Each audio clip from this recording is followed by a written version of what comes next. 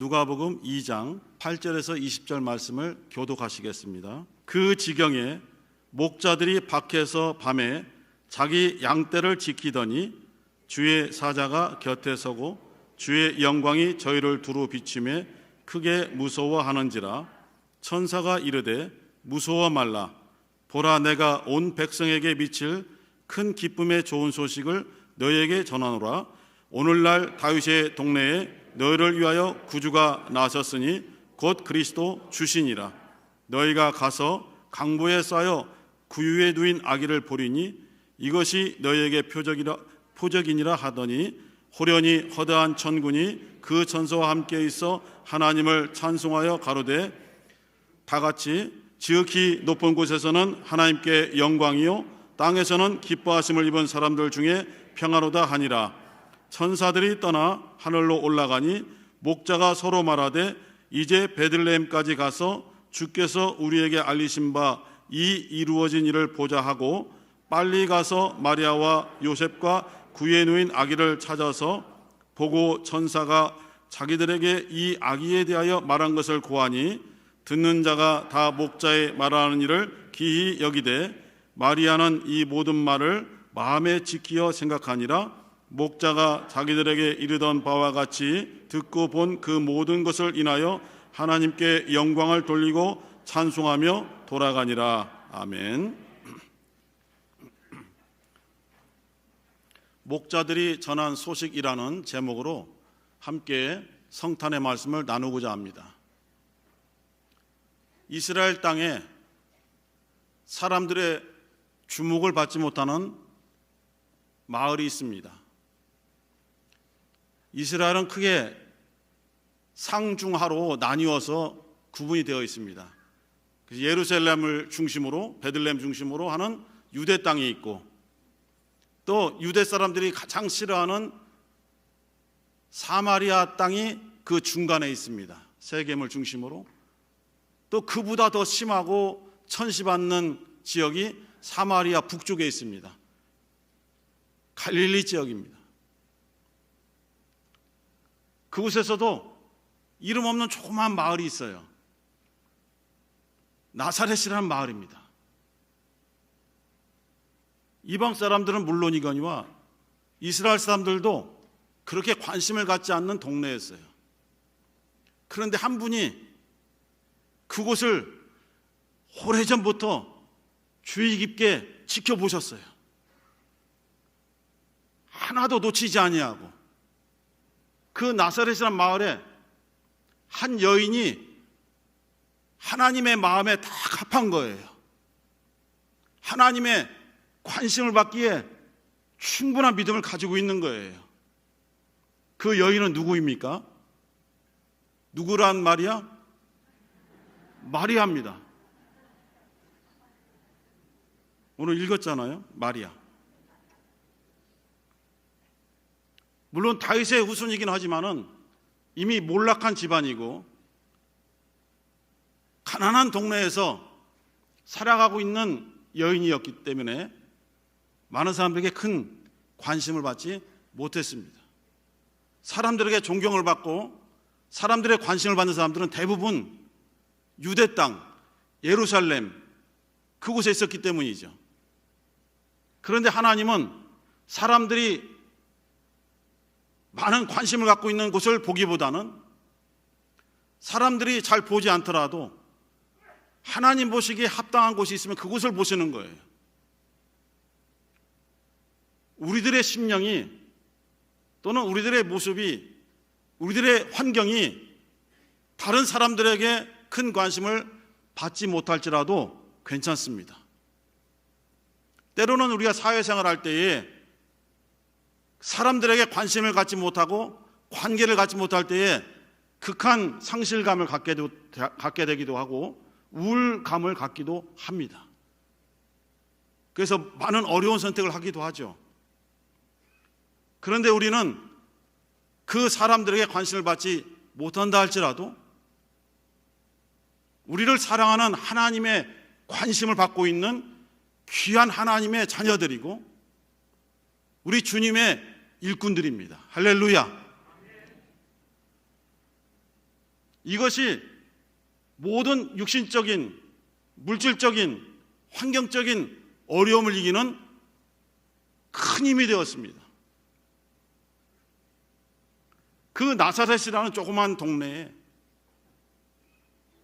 어떻게 보면 화려하지도 않고 수수한 시골 처녀로 있는 마리아에게 하나님이 관심을 가지신 것은 순간적인 어떤 그 순간만 보신 것이 아니라 아주 오래전부터, 어릴 때부터 그의 심성을 지켜보신 것이죠. 그리고 하나님이 보내신 천사가 마리아에게 나타났습니다. 가브리엘이죠. 갑자기 나타나니 얼마나 놀랐겠습니까? 두려워 말라. 마리아야, 두려워하지 말아라. 너는 하나님의 큰 은혜를 입은 자로다. 이 말씀이 우리에게도 모든 아픔을 씻어낼 수 있는 위안이 되는 거예요. 우리의 심령 속에 사람들이 말해주는 것이 아니라 주님의 음성이 들릴 때에 아무개야, 너는 하나님의 은혜를 입은 사람이야. 이 한마디면 족합니다. 이 한마디를 듣기 위해서 우리는 기도하고 구체적인 어떤 제목의 내용들을 응답받는 것보다도 아무개야, 너는 하나님의 은혜를 받은 자야 라는 음성이 들려올 때에 그것으로 우리의 아픔이 씻어지고 우리의 슬픔이 씻어지고 우리의 괴로움이 씻어집니다. 사람들이 볼 때는 기뻐할 수 있는 환경이 아니에요. 즐거워할 수 있는 그러한 어떤 것을 소유하지 못했는데 우리의 심령 속에서 참을 수 없는 기쁨이 막 올라와서 가득 찬 것을 체험해요. 세상적인 즐거움이 아닌 주님이 나와 함께 계시다는, 주님의 말씀이 내게 임했다는 그 즐거움이 온통 사로잡아요. 주님의 음성이 천사를 통해서 들려왔을 때에 마리아는 두려웠고 떨렸지만은 하나님께서 너에게 은혜를 주셨다. 너는 하나님의 은혜를 입은 자야 라는 말이 마리아의 어떤 두려움과 걱정과 충격을 감싸주는 그러한 귀한 말씀이 되었어요. 성령이 내게 임하시고 지극히 높으신 이의 능력이 너를 덮으리니 나실 바 그는 거룩한 자다. 하나님의 아들이라 일컬음을 받을 것이다. 얼마나 그것이 복 중에 복이요, 은혜 중에 은혜며 기쁨 중에 기쁨입니까? 그러나 현실적으로는 기쁨으로 받아들이기에는, 하나님의 축복으로 받아들이기에는 너무나 충격적이고 현실감이 없는 그러한 메시지였어요. 저는 아직 사내를 알지 못하니 이러한 일이 어찌하여 내게 이루어질 수 있습니까? 그렇죠. 마리아의 그 대답은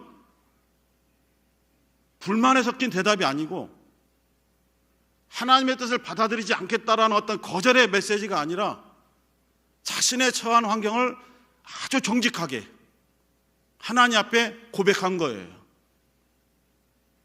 하나님은 이러한 대답을 원하시는 것 같아요. 화려하거나 미사역으로 꾸며졌거나 합리적이거나 논리적이거나 이러한 대답을 원하시는 것이 아니라 자신의 처한 모습을 꾸미지 아니하고 가려졌던 것을 벗어내고 정직하게 부끄러울지라도 추할지라도 그대로 드러내서 하나님, 지금 저의 모습은 이러하니 제가 이러한 모습으로 어떻게 주님의 말씀을 들을 수 있습니까? 어떻게 주님이 주신 일을 이러한 모습으로 감당할 수 있겠습니까? 이것은 무조건 거절한다는 의미가 아니라 이러한데도 주님이 저를 부르실 수 있습니까? 이러한 부끄러운 모습인데도 주님께서 저를 쓰시려고 합니까? 라는 그러한 어떤 고백이에요. 가브리엘이 이어서 말하지 않습니까? 너의 친척 엘리사벳을 보아라. 침례요한의 어머니죠.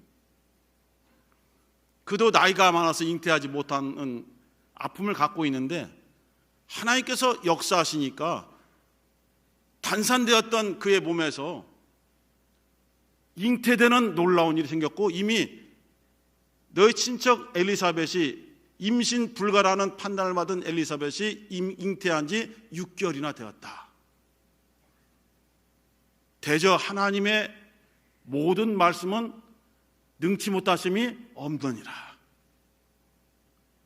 하나님의 말씀은 우리들의 생각과 합해지는 것이 아닙니다.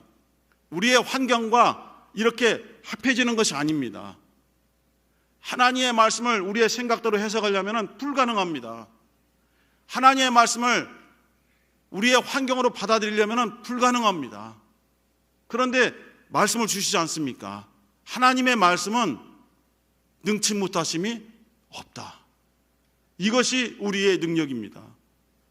이것이 아픔을 갖고 있는 연약한 상처뿐인 우리들이 지탱할 수 있는 하나님이 주신 우리의 능력입니다. 할렐루야.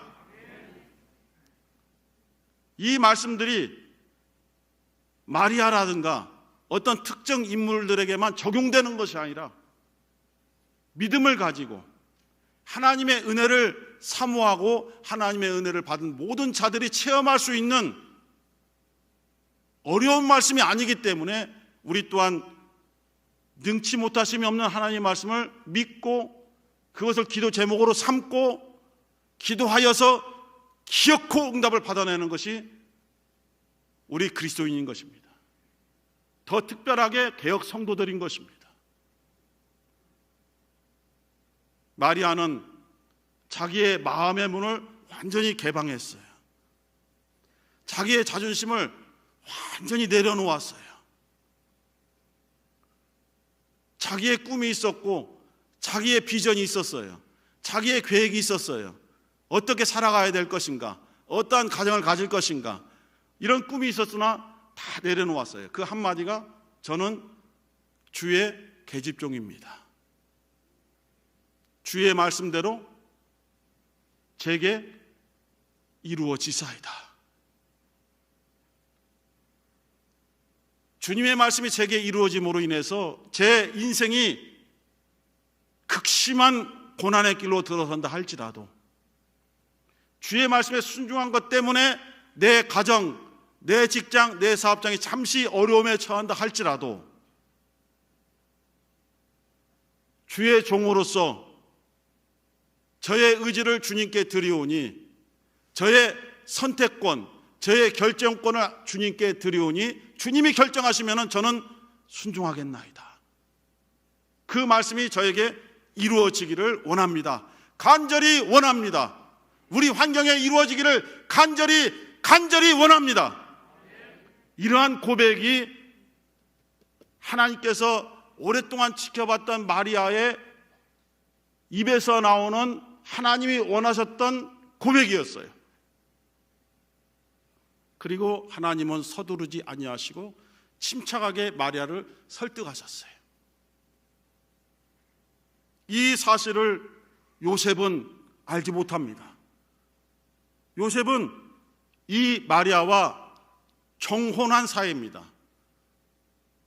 이 유대 땅에서 정혼이라는 것은 정식적인 결혼하여서 함께 한 집에 살면서 동침하기 1년 전에 정혼을 시작하여서 결혼하는 그날 1년 기간 동안에 정혼의 기간을 삼습니다. 법적으로는 남편, 아내라고 불리우면서 부부로 인정이 됩니다. 그 시간에 다른 이성을, 다른 배우자를 만나게 되면 간음죄로 그대로 처벌을 받습니다. 1년 동안에 서로의 신랑 신부가 순결을 유지하면서 신부를 존중하고 신부는 신랑을 존중하는 마음으로 1년을 기도하면서 순결하게, 정결하게 자신을 준비하여서 1년 동안을 지내면서 결혼해도 되겠다라는 판단이 서면은 그때 신랑이 신부 집으로 와서 신부 집에서 혼인잔치가 보통 일주일 정도, 더 길게도 있지만은 벌어지면서 그것이 끝나면은 신부를 데리고 준비해 놓은 신랑 집으로 데려가면서 행복한 결혼 생활이 시작이 됩니다. 주님께서 요한복음 14장 1절로 3절에서 내가 가서 아버지 집에 가서 너희들을 위한 처소를 예비하고 준비하고 준비가 다 되면 다시 와서 너희들을 데리고 아버지 집에 갈 것이다. 이것이 바로 정혼 아니겠습니까? 주님과 우리는 정혼한 관계죠.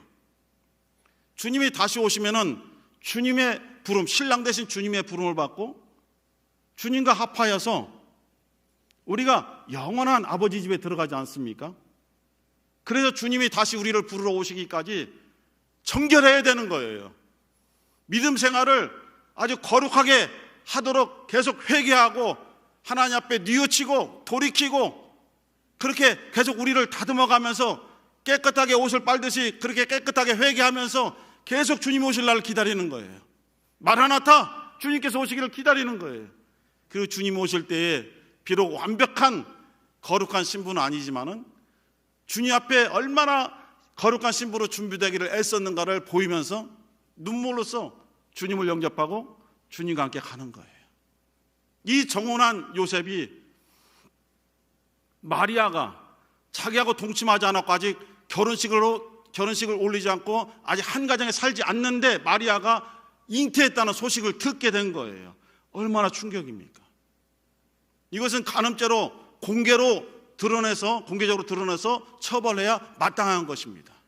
그러나 마태복음 1장에 보니까 요셉은 가만히 마리아가 상처받지 않도록, 마리아가 다른 사람들에게 공격받지 않도록 가만히 끊고자 하였다.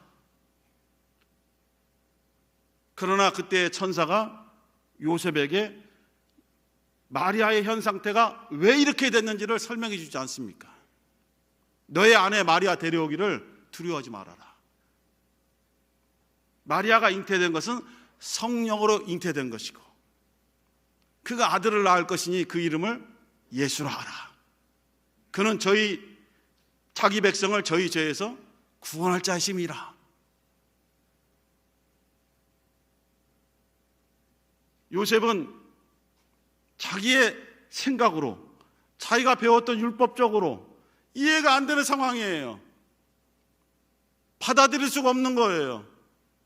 그러나 마리아는 이미 성령으로 거룩한 자를 잉태했어요. 요셉이 보호하지 않으면은 마리아의 태에 있는 거룩한 자는 어떻게 되겠습니까? 요셉에 대한 어떤 기록이 많지 않지만은 요셉은 다윗의 자손으로서 자신을 또한 내려놓았어요. 마리아처럼. 그리고 자신의 미약한 힘, 자신의 볼품없는 환경으로 마리아를 보호하기로 했어요. 마리아의 태에 잉태된 거룩한 분을 보호하기로 했어요. 그래서 데려왔어요. 조금 빨리 결혼식을 올렸겠죠. 점점 배가 불러옵니다. 사람들은 전혀 의심하지 않았어요.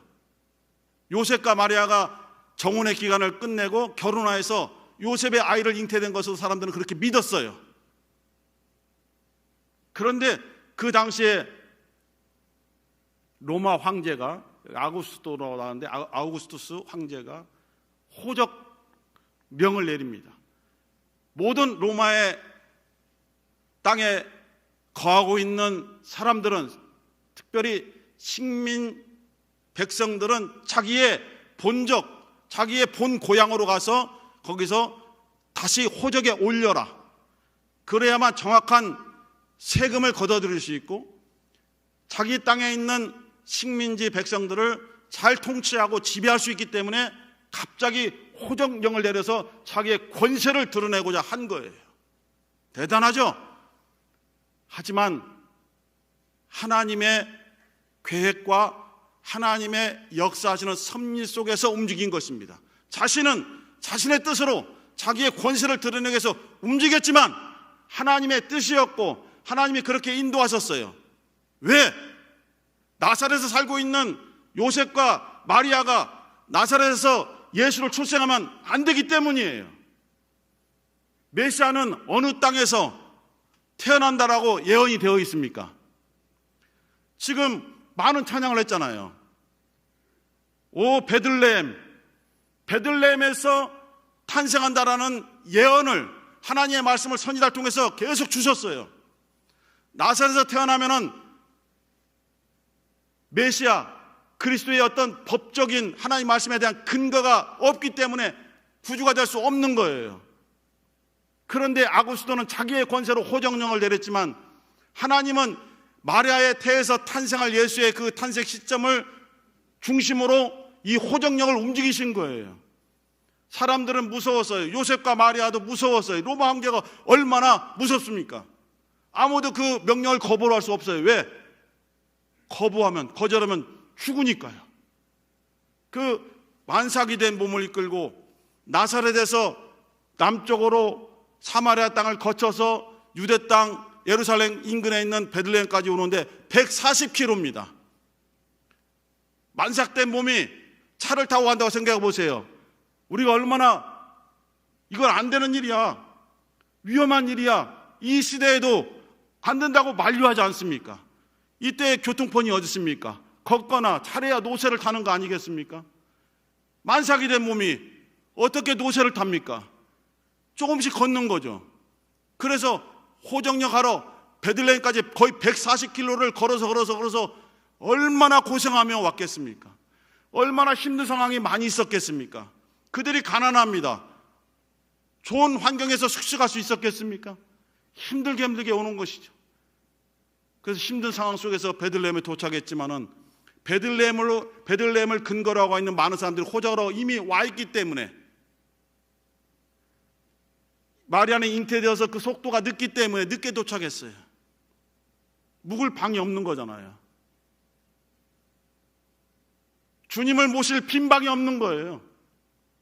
아무도 방을 내어주지 않습니다. 그런데 마리아는 자기의 태를 주님이 거하시는 빈 방으로 내어드린 거예요. 우리의 심령은 어떠한 방입니까?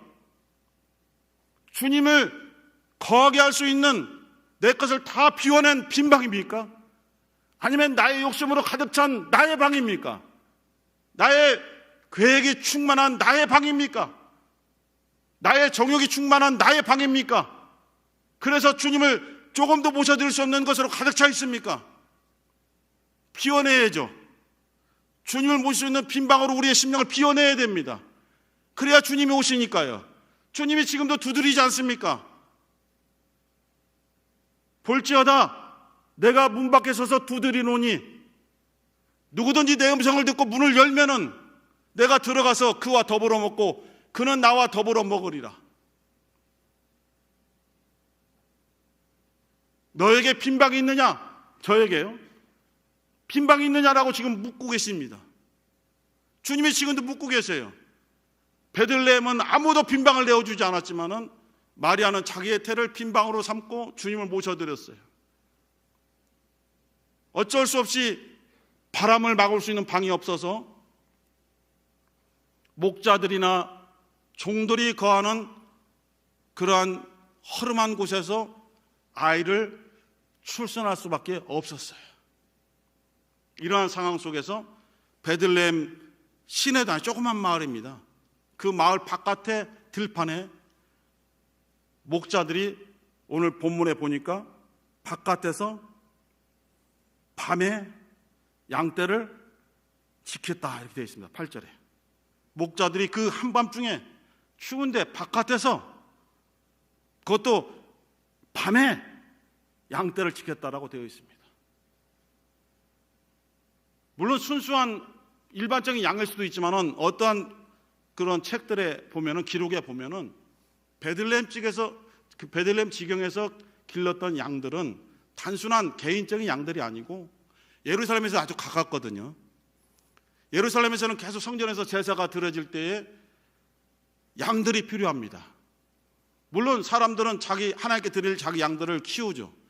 그러나 멀리 사는 사람들은 그 양들을 끌고 예루살렘까지 올 수가 없어요. 오면은 이미 하나님께 드릴 제사에 맞는 양들이 아니고 이미 상하고 깨끗지 못하고 병들기 때문에 그 양을 드릴 수 없어요. 그래서 하나님께서 율법에서 허락하기를 그러한 자들은 와서 그 값어치의 돈으로 바꿔서 가까운 곳에서 돈을 주고 그 양을 사서 드려라. 그래서 베들레헴 인근 지역에서 많은 사람들이 하나님께 드릴 양들을 구하기 위해서 필요하니까 양들을 키우고 있었던 거예요. 그 목자들은 단순한 양이 아닌 하나님께 드릴 양들을 지키고 키워야 되기 때문에 더 깨어 있어야 되고 더 정신 차려서 그 양들을 잘 돌봐야 되는 거예요. 이름들도 없습니다. 누군지 잘 몰라요. 목자들이 누군지.